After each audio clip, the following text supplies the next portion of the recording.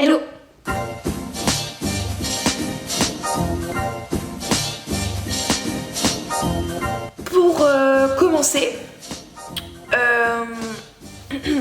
Pour commencer, je vais installer mon cahier ici. Voilà, c'est déjà ça.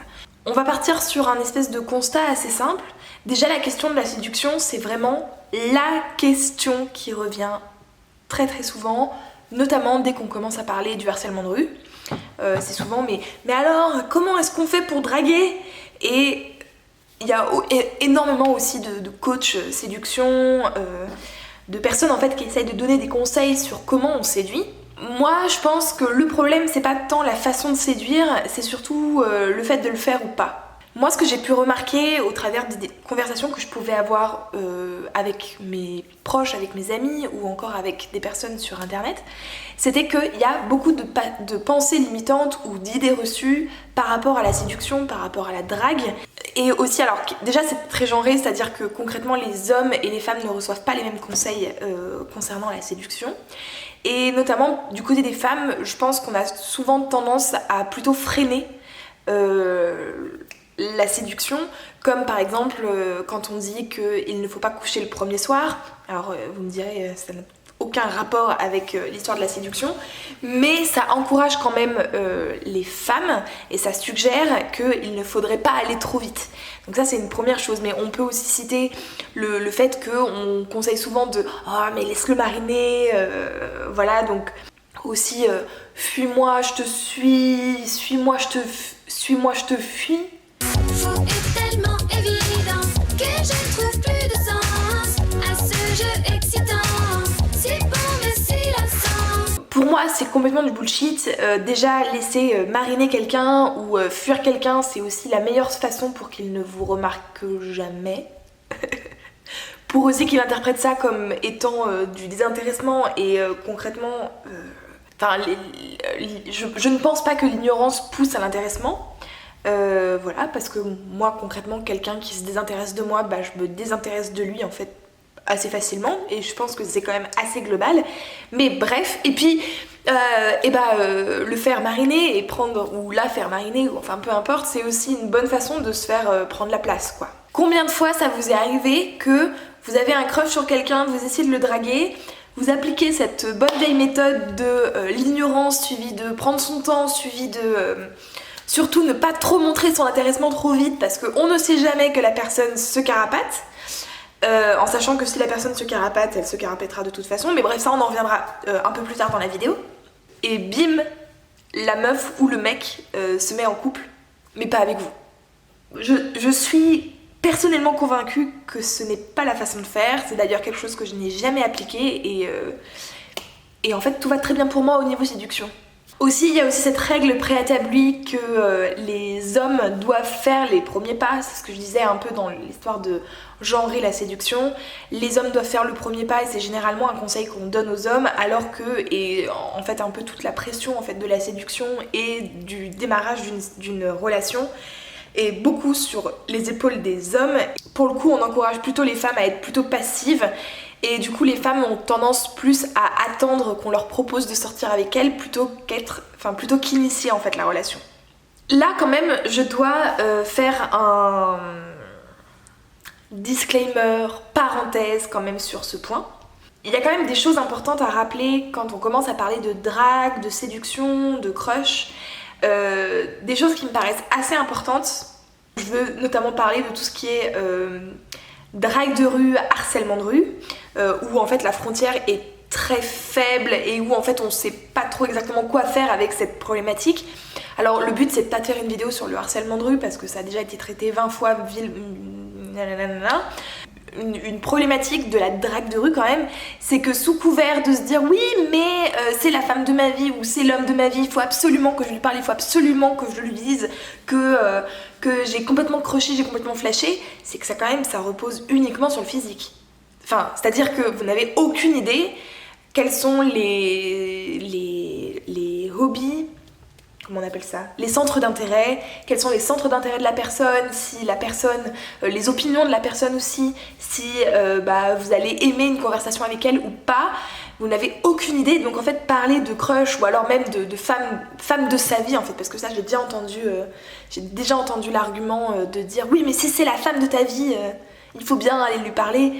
Les gars, je pense déjà d'une qu'il y a plein de femmes de votre vie et d'hommes de votre vie, en fait il n'y en a pas qu'un seul ou une, mais en fait il y en a une multitude, et concrètement je vois pas comment vous pouvez être persuadé que c'est la femme de votre vie ou l'homme de votre vie juste en un regard dans la rue, en sachant en plus que autant je pourrais comprendre qu'on ait bien le temps d'observer quelqu'un qui est par exemple en face de nous dans le train, autant dans la rue à un passage piéton, ça me paraît quand même assez limité. Et ensuite l'autre parenthèse quand même que je tenais à faire, c'était par rapport au milieu professionnel. Donc là c'est pareil, l'idée c'est pas de faire une vidéo sur les interactions sociales de séduction ou de drague ou de crush dans le milieu professionnel, mais ça me semblait quand même important de rappeler que le milieu pro c'est vraiment un milieu sensible par rapport à ces questions-là, c'est-à-dire que ce qui me paraît vraiment important, c'est déjà les rapports humains sont pas les mêmes, on est obligé de venir, c'est-à-dire que la seule solution pour se soustraire en fait à ce milieu-là, c'est de démissionner, et c'est pas évident, ça peut mettre quand même des revenus économiques en danger. Donc déjà les rapports humains sont pas du tout les mêmes, et puis dans un principe de hiérarchie, concrètement si vous êtes le chef ou la chef, mais c'est quand même plus souvent qu'on a un chef qu'une chef, en tout cas moi c'est le cas dans mon milieu, un chef qui crusherait sur une personne de son équipe. Alors je dis pas que ça ne peut pas arriver, on contrôle pas ce genre de choses évidemment, mais au niveau de la légitimité en fait de le dire et de communiquer là-dessus, ça me paraît quand même assez limité. J'aimerais quand même rappeler que tout ce que je vais dire et mettre dans cette vidéo, ça s'applique à un environnement, je sais pas, dans le groupe d'amis, dans la classe, dans l'école, au cours de sport, enfin peu importe. Mais ça me paraît quand même difficile de l'appliquer mot pour mot au milieu professionnel, où concrètement il vaut mieux se garder en fait de communiquer sur nos crushs, et aussi je pense que la drague et la séduction et les relations comme ça sont à bannir du milieu professionnel, en tout cas frontalement. C'est-à-dire je n'exclus pas le fait qu'on puisse à la fin sortir avec son collègue et se marier avec son collègue et avoir des enfants avec son collègue et bâtir quelque chose avec son collègue. C'est quelque chose qui est complètement... en fait même qui s'explique assez facilement en vrai. Mais la séduction et la drague me paraissent quand même très compliquées, et bref j'ai pas envie de communiquer là-dessus dans une vidéo en fait, ça me paraît vraiment sensible et trop touchy, parce que ça, si vous voulez, il faudrait vraiment sentir qu'il y a une réciprocité, enfin bref, voilà. Le but c'est de ne pas mettre ses collègues mal à l'aise avec des rapports de séduction. Donc on revient du coup à un environnement, comme je le disais, de la vie un peu de tous les jours, excepté le travail, donc la classe, les amis, le groupe d'amis, le groupe amis d'amis, etc., etc. Et aussi moi ce que j'observe beaucoup qui freine énormément la séduction, c'est la peur de se prendre un râteau. Le râteau, c'est vraiment le truc que les gens ont le plus peur dès qu'on parle en fait de séduction et de drague, c'est les râteaux. Et c'est d'ailleurs le cas quand je parle souvent avec des femmes, je parle plus avec des femmes de séduction qu'avec des hommes, et c'est souvent en fait ce que je répète. Donc par exemple une amie qui va crusher sur quelqu'un, et je vais lui dire je sais pas, tu pourrais proposer d'aller boire un verre, tu pourrais je sais pas, même carrément lui dire, etc. Et souvent en fait l'argument qui ressort pour ne pas faire, c'est oui mais moi je pense que je vais me prendre un râteau et j'ai pas envie. Alors déjà il faudrait quand même comprendre pourquoi est-ce qu'on a si peur de se prendre un râteau. Déjà c'est surtout parce que c'est après pas mal d'émotions négatives, on va pas les nier, hein. Concrètement il y a la déception, peut-être de la tristesse, de l'humiliation, c'est un peu difficile à gérer, et voilà. Ce que j'aimerais dire par rapport à ça, c'est que en fait prendre des râteaux, ces espèces de sentiments négatifs qu'on peut se prendre, on s'y habitue, comme n'importe quelle émotion d'ailleurs, et d'ailleurs des émotions négatives, on s'y habitue, et surtout ça ne tue pas. Par rapport à des anecdotes un peu plus personnelles, par rapport à des anecdotes un peu plus personnelles, quand je fais un peu l'historique en fait de mes expériences en fait de séduction et de drague, bon déjà il faut savoir que j'ai commencé très tôt à m'intéresser aux garçons. Concrètement, je courais après les garçons dans la cour de maternelle. Donc oui, quand je dis que j'ai commencé très tôt, c'est très tôt.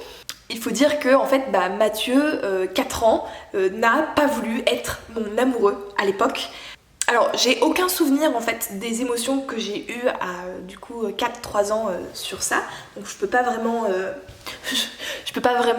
parler en fait de mon premier râteau vraiment après. Je sais même pas comment ça s'est passé, mais j'ai juste comme souvenir que oui, je courais après Mathieu dans la cour de récré. Après on pourra toujours se demander quand même si c'est la bonne chose à faire. Enfin bref. Mais que concrètement Mathieu était pas du tout intéressé d'ailleurs intéressé par quoi? On se le demande. Et ensuite en refaisant aussi l'historique, alors là pour le coup un peu moins vieux, du coup beaucoup plus récent, enfin récent, c'est-à-dire vers le collège et un peu plus tard aussi à l'université, j'ai essayé aussi de me demander combien de fois en fait je n'avais pas dit. Donc en gros où j'ai vraiment crushé sur quelqu'un et je me posais la question en fait de le dire et de rentrer du coup, enfin d'être plus entreprenante en fait. Et très peu de fois. En vrai, pour m'être posé la question avant de tourner cette vidéo, j'ai pensé à 2 cas où je n'ai pas dit.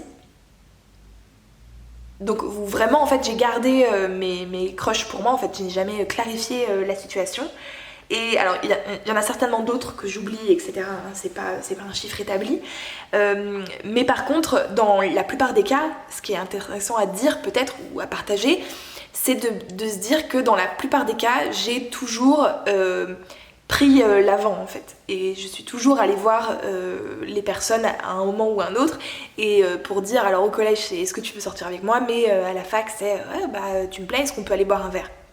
Ce qui est assez intéressant en fait je pense là-dessus, dans cette réflexion là que j'ai eue, c'était quand même de me demander à quoi ressembleraient en fait nos rapports de séduction et de drague si on était de suite beaucoup plus honnête en fait avec nos sentiments et qu'on arrivait à dire aux personnes plus facilement je crush sur toi. Je trouve que le mot crush est plutôt pas mal en fait, il permet bien de décrire en fait ce qu'on ressent, c'est-à-dire que c'est pas encore vraiment de l'amour, c'est juste que ouais il nous plaît bien quoi, voilà.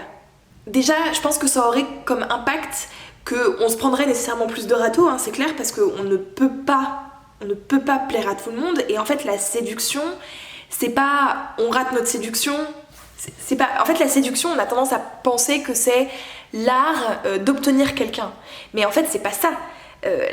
C'est la drague et en fait une relation, c'est quand même un consentement, c'est-à-dire qu'il n'y a pas de manipulation ou quoi, il n'y a pas une mauvaise séduction ou pas, c'est juste que vous allez avouer ou partager vos sentiments à quelqu'un et la personne va vous dire oui ou non, si oui ou non elle est intéressée, et si elle est intéressée c'est cool parce que vous allez certainement pouvoir bâtir quelque chose, essayer quelque chose, et si elle n'est pas intéressée, elle n'est pas intéressée. Donc c'est pour ça aussi que tout ce qui est coach en séduction, j'ai du mal à trouver en fait je trouve qu'en fait on n'a pas la bonne approche. On essaye de réussir à tous les coups, alors que c'est pas réussir à tous les coups qui compte, c'est de le faire et de pas laisser passer sa chance en fait. Et de le faire sans être totalement creepy, sans rentrer dans le harcèlement, sans rentrer dans quelque chose qui mettrait mal à l'aise les gens ou quoi. Et ensuite par rapport à mettre les gens mal à l'aise en fait dès qu'on avoue un peu ses sentiments, ce qui est assez fréquent en vrai, même. Ce que je veux dire par là, c'est que si on le disait plus souvent à des personnes qui nous plaisent et que du coup on était amené à mettre des râteaux aussi à plus de personnes dans notre vie, déjà ça nous permettrait certainement d'être beaucoup moins mal à l'aise en fait avec ce sentiment-là, donc c'est-à-dire accepter totalement que quelqu'un en fait crush sur nous ou est crushé sur nous, et sans en faire toute une montagne, et sans du coup, vous savez le on reste amis, mais qui en fait qui est rarement possible. Là je pense qu'avec de l'entraînement, donc c'est-à-dire à recevoir le râteau et aussi à le mettre, ça permettrait ça permettrait vraiment en fait de faire avancer les choses plus facilement. Et puis surtout que en fait là on parle de l'éventualité de se prendre un râteau, mais parfois on se prend pas de râteau.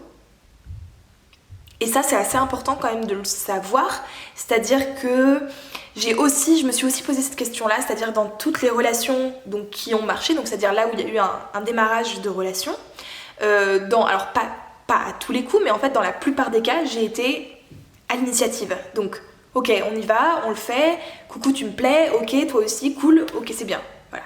Bon, je le fais en résumé, je vais toujours passer comme ça ou quoi, bon, bref vous avez l'idée quoi. La question c'est, si je n'avais pas pris l'initiative, est-ce que j'aurais eu cette relation avec cette personne-là? Et en fait la réponse c'est peut-être pas. Si vous voulez la conclusion un peu à cette vidéo, c'est d'une part qu'il faut tenter, il faut le faire, il faut prendre l'initiative.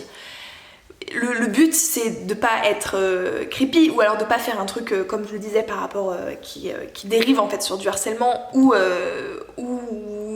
dans un environnement en fait qui ne s'y prête pas, et je pense notamment au milieu professionnel, mais dans un endroit plus à l'aise en fait par ça, foncer et tenter.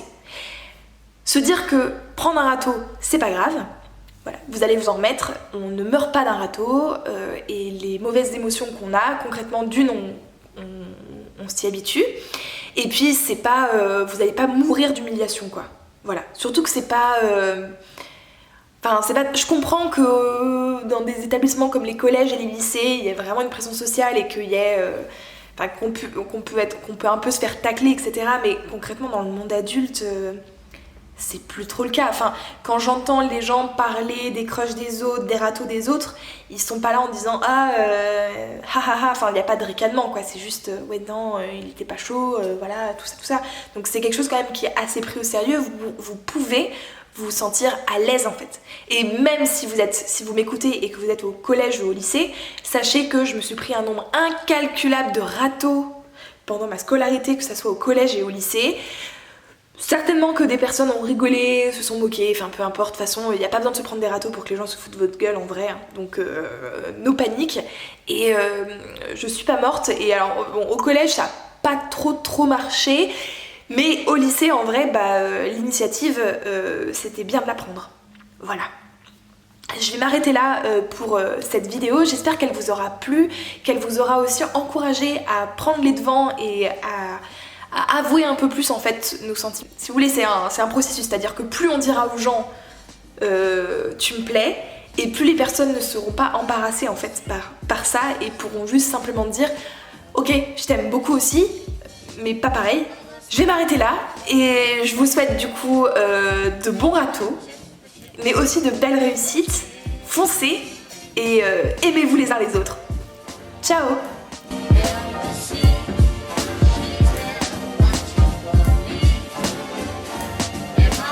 Fly.